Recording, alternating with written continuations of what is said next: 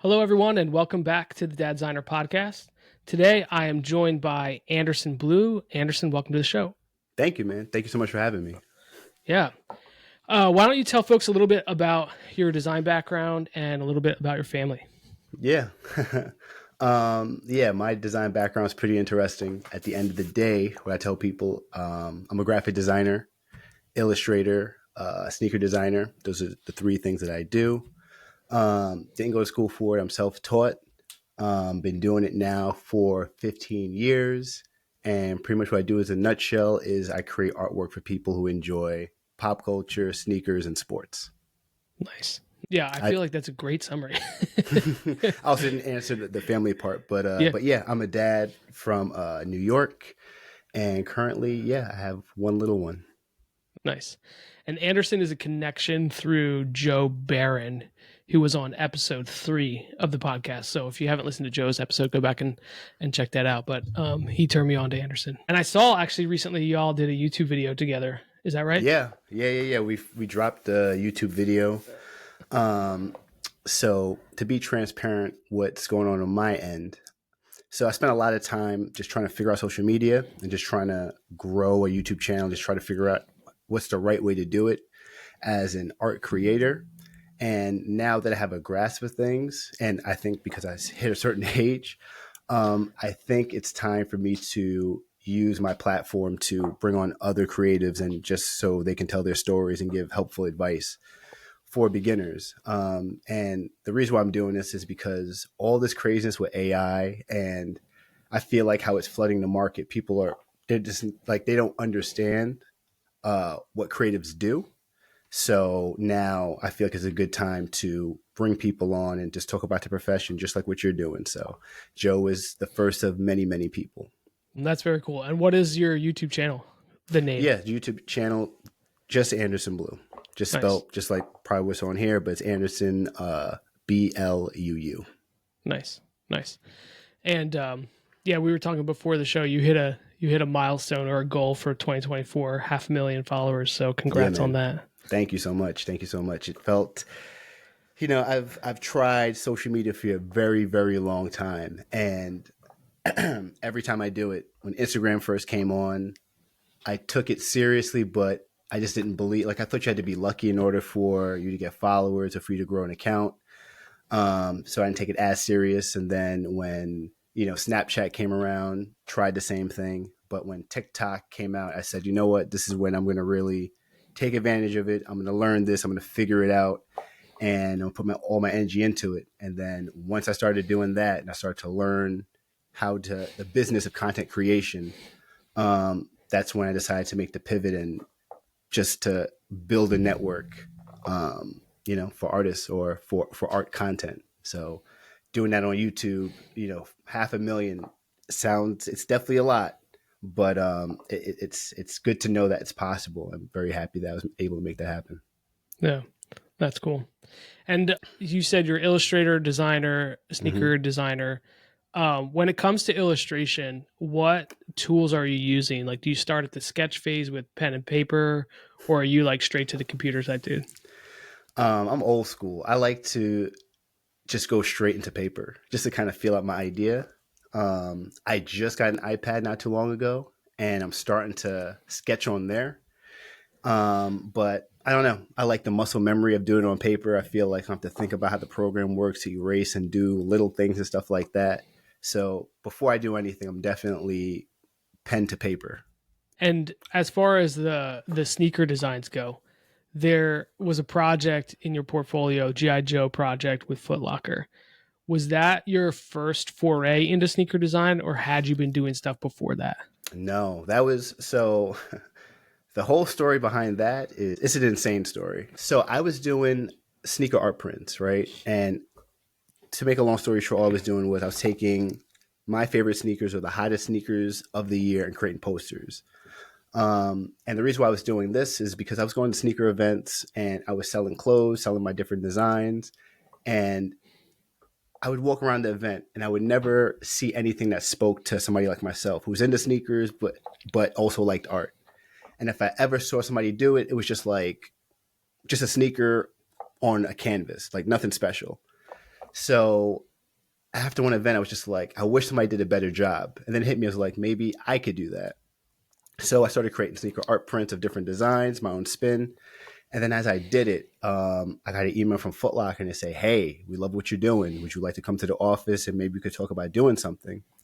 So, I've never worked with a brand that big. So I'm like, I'm definitely going. I run to New York City. I get there on time. And I'm talking to one of the reps. And as I'm talking to him, he's looking through the design. He likes it, but I could tell like he's just not connecting with it. And as I'm having a conversation with him, the people that are working on the floor see the designs and they're starting to come over and interrupt us like, oh, yo, you did that? I'm like, yeah, it's one of my posters. I'm also trying to continue to do my presentation. And as I'm doing the presentation, more and more people came over until we had like 10 Foot Locker employees all trying to get my business card because they love the artwork. So as soon as the rep saw that, he's like, you know what? We're going to do a project with you because I don't know what's going on, but these kids know what's going on. So I definitely want to do something with you. So he told me right there and then, like, hey, we have an idea about doing something with G.I. Joe. And at that moment, it was only T-shirts. That was it. Just going to do a few T-shirts. They want to put it out there to see what happens. And I said yes, and that was it. A week later, I get a phone call from Foot Locker and they say, hey, there's been a change of plans. And when I get the phone call, I'm like, oh my God, they're going to drop me. They have a change of heart. And the guy goes, so we told other people we're doing this project and ASICS says they want to be a part of it. But there's one big problem.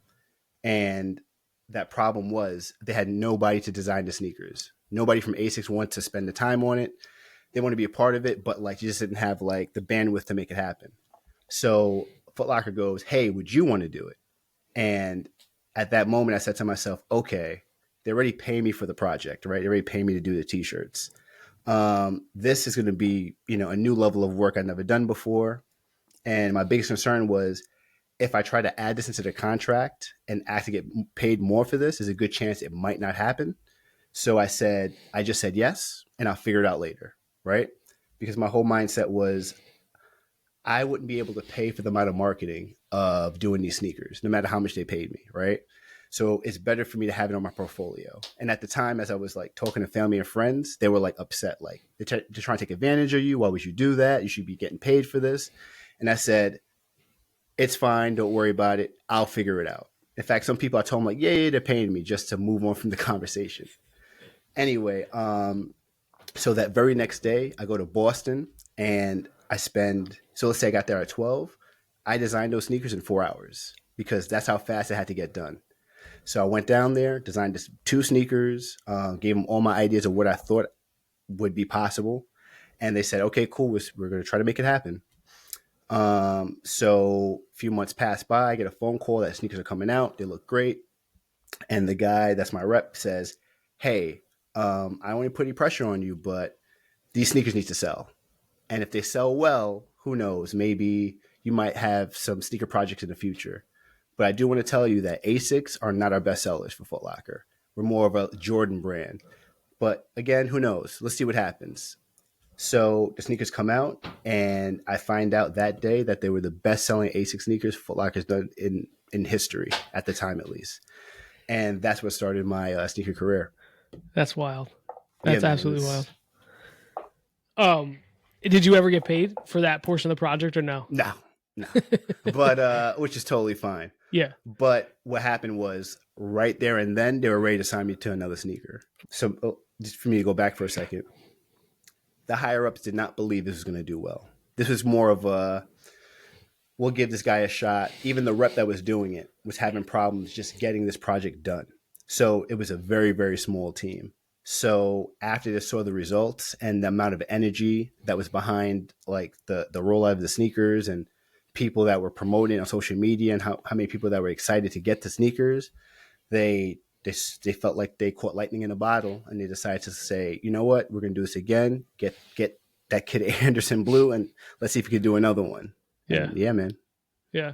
And it looks like you've done several. I mean, I was scrolling through Diadora. There's like, there was a ice cream one you did. There's like a whole bunch that all stem from that one first. All stem from that one. Nice. After that sneaker. And this is where things got really crazy because that's when, because I did sneaker in 2019.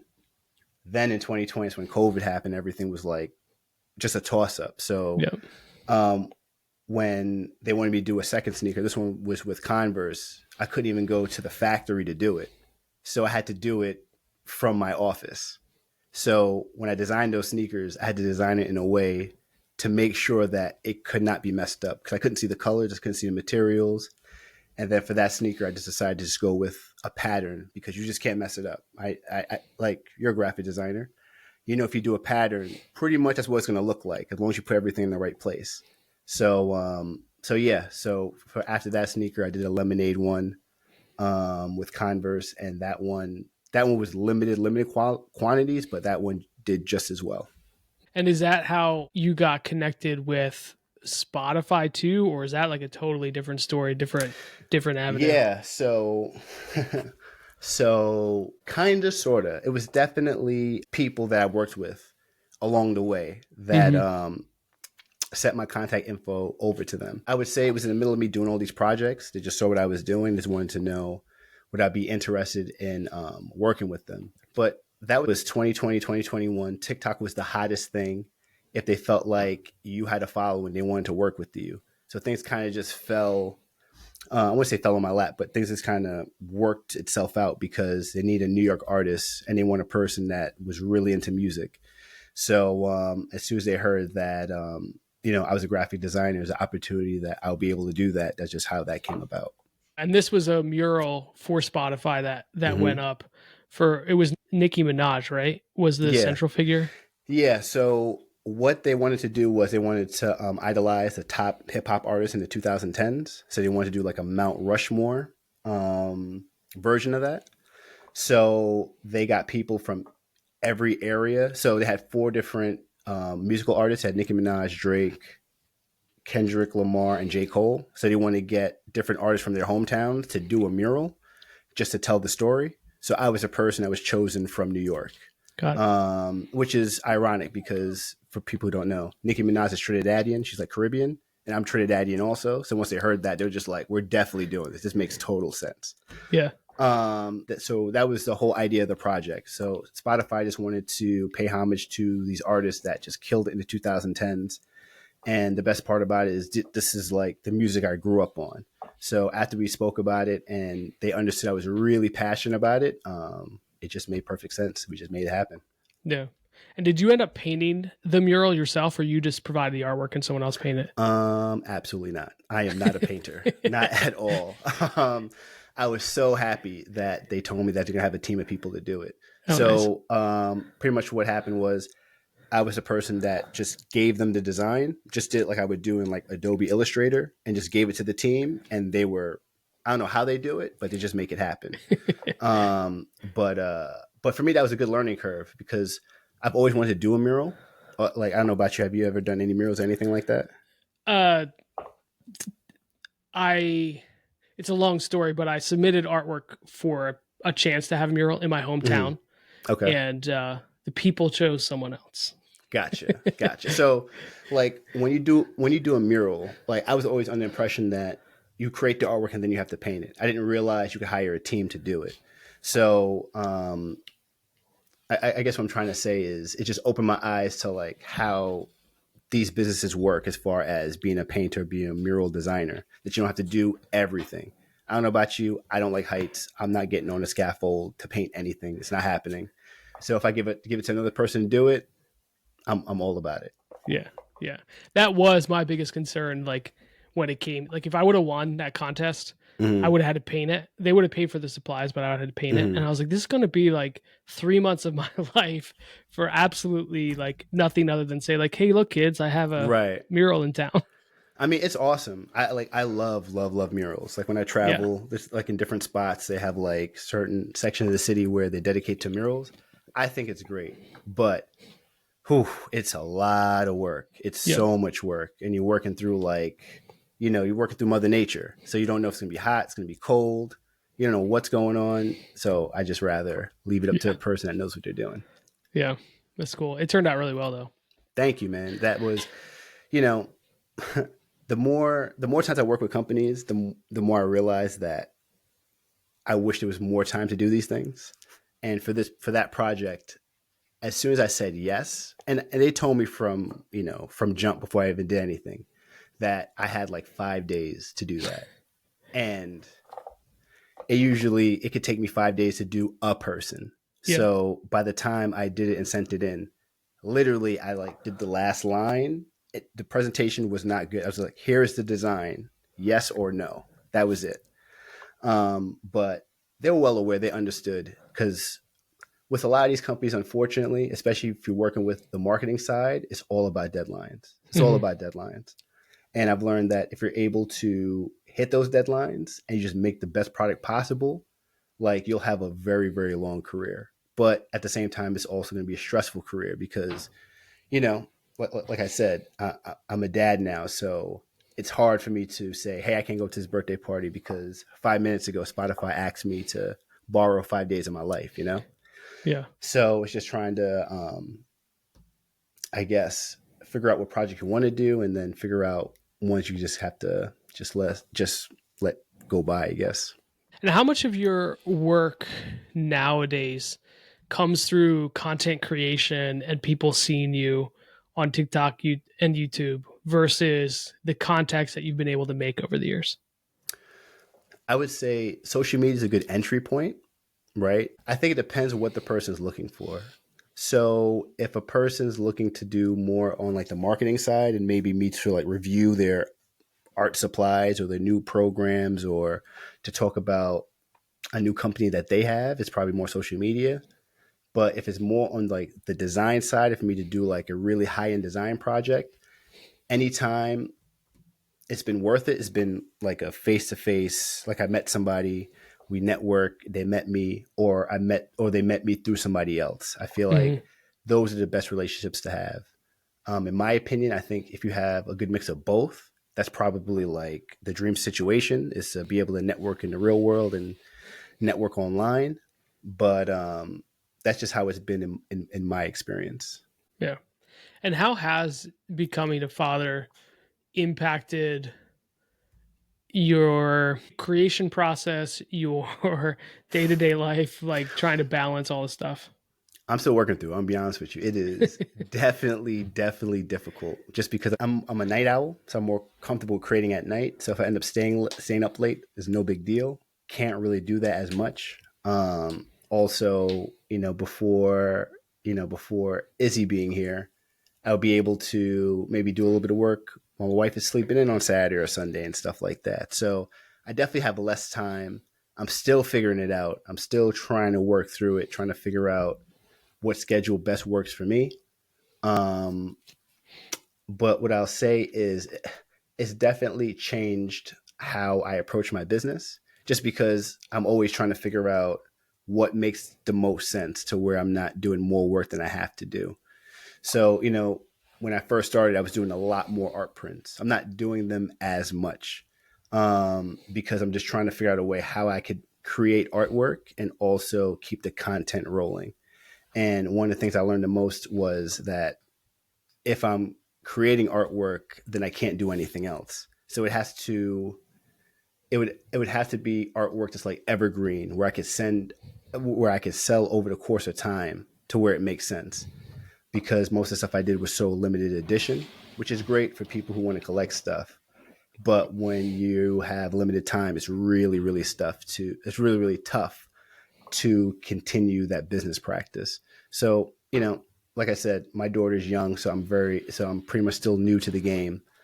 Still trying to figure it out. But at this very moment, I'm still trying to find that pivot that makes the most sense for me.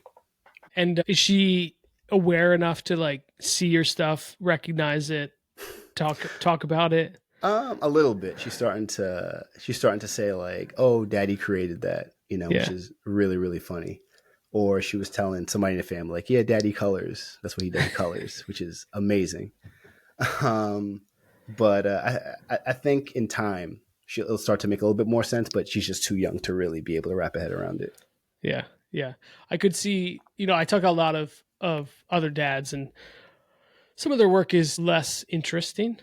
They Okay. wouldn't let it like, it's just wouldn't necessarily appeal to kids.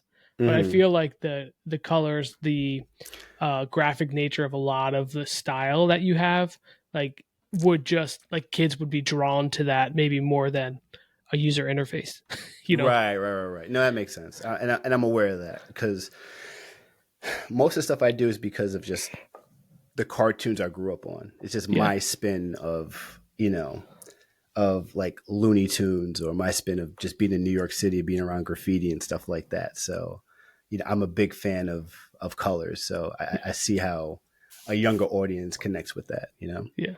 Yeah. I did see your rug design for Space Jam with Jordan and the back of Jordan, back of Bugs Bunny, and it took me back. It took me back to my childhood and watching that show or watching that movie for the first time, and I was just like, "Dang, this is good. This is Yeah, good." that's what I do. I try to take the stuff I grew up on, the stuff I love, and just try to tell a story through a new lens. Yeah. And I was had a lot of fun doing that rug. It first started from an art print, um, and that design is probably the most important one to me, just because that was the first design I did as far as my sneaker art prints, and that's the one that people saw and was like, "Hey, I would love to buy that," and it got at the time is being reposted by a lot of Instagram accounts, and that's probably why Foot Locker reached out to me, just because people are talking so much about it. So I'm very, very happy to hear that. How do you balance that aspect of like being inspired by nostalgia, previous things, and then still, putting your own spin on it so it's distinct and unique? It's definitely challenging. I try to tell my own story, Hmm. if that makes any sense. I know it sounds silly because it's a static image, right? But I try to. So, for example, I did a Dragon Ball Z print. Did you grow up on Dragon Ball Z at all? I didn't never really watch it. I had friends Hmm. that were like way into it. I just never jumped in on it. Okay, so that's totally fine. So what I like to do is I like to think to myself like, all right, what can I take from this cartoon, and what do I know from this cartoon that I can create a new print that's never existed before, right? So around that time when I did it, I think Adidas came up with like some Dragon Ball Z sneakers for the character Goku, and he's known to like fly around in a cloud. So I'm like, oh, that'd be really cool. Like just to have him flying on a cloud. You could see the sneakers, not really see his face, but I'm kind of alluding to it's Goku, whatever. So I just try to find new angles and new ways to take that character and like showcase him in a new light. That's cool. I love kind of hearing that because a lot of times people say like there's nothing new Mm-hmm. or everything's already out there, already been created. But when I see people like you and others that are like, they take a concept, they put their worldview, their spin, their story on it, and then it is something different. It is something new, even though there's a lot of inspiration, there's a lot of different inputs from it. It kind of becomes its own new thing, which is super cool. Yeah, I think it's more about who you who you're creating the artwork for. I think that's what helps you to create something different, right? Because that design was catered towards people who are into streetwear and who are into sneakers. If I did it for people who are into toys, or people who are into skating, or people who are into something else, I probably would have done it totally different. So I think if you focus on who you're making this for, or who you're selling this to, I think you'll start to come up with some really, really interesting ideas. And since I've been working a lot with YouTube, has been teaching me how to like package my designs better and how to put it out there, because YouTube is merciless. They don't care who you are, what you're doing. It's either a good video that people want to watch, or they don't watch it. So it has really taught me to like be able to describe what I'm doing to the masses in a language that anybody can understand. And I think if you start to think of it that way, it really, really makes a huge difference. That's really cool. Um, One of the things that I do on all the episodes is towards the end is ask two questions, and I don't think I warned you about these, so I'm going to give you a minute to figure it out. If I need to edit No, this so out, I good. can. But I've been asking everyone what their greatest parenting success has been, and what their greatest parenting learning or failure has been. Got it. Greatest parenting lesson, right? That's one of the questions. Success and learning. Success in learning. I would say, as far as the greatest learning is definitely rolling with the punches, man. That's what I would say. Just like, and me and my wife have talked about this. It's going through this process and being comfortable not knowing what you're doing and you're just going to figure it out. And you kind of just navigating this, just navigating these uncharted waters, more or less, what I'm trying to say. Um, and the reason why I say that is just because there's so much books and there's so much videos of people telling you what you're supposed to do, how you're supposed to do it, that after the first, I don't know, 6 months or 7 months, when we were just raising our little one, once we got to a point where, like, yeah, we understand the books say this, we should probably do that, but this is what works for us. That's where things got a little easier, you know? And it's also nice to hear from like different family members and different friends, and they would say like, hey, like your daughter's really well mannered, or she's great, you know? And they could be lying to me. I don't know, but it definitely makes me feel better knowing that, you know, she's going in the right direction. That's what I'll probably say is one of our biggest successes as far as parenting so far. Um, and what was the other question? Yeah, it's success and learning. So you kind of roll them both into one. Gotcha. Okay. Yeah, Yeah. yeah, Yeah. So that's what I would say. And as far as like from the learning aspect, it's just, you know, just me being kinder to myself as far as just trying to figure all this stuff out as far as juggling work and family life. There are plenty of times I wish that I was more present and I'm not so focused on work, if that makes any sense. But, you know, as time goes on, as I talk to other parents and I hear their stories, people who are older, people who are probably the same stage of life that I am, you know, the thing I'm learning is I just got to be thankful that my kid's healthy, my wife's healthy, everything else can be figured out. And that's what's made a big difference. yeah. I love that. I love that. Well, if people want to find you online, follow you other places, where can they do that? Yeah, Anderson Bluu. You put it in Google, it'll bring up everything. Some of them have an underscore, some of them don't, unfortunately. But yeah, Anderson Bluu. Follow the YouTube channel, follow the TikTok, and if you have any questions, feel free to reach out to me. I'd love to hear from you guys. Awesome. Awesome. Well, thank you so much for your time, Anderson. Yeah, no problem. Thanks for having me, man. I really appreciate it. Yep.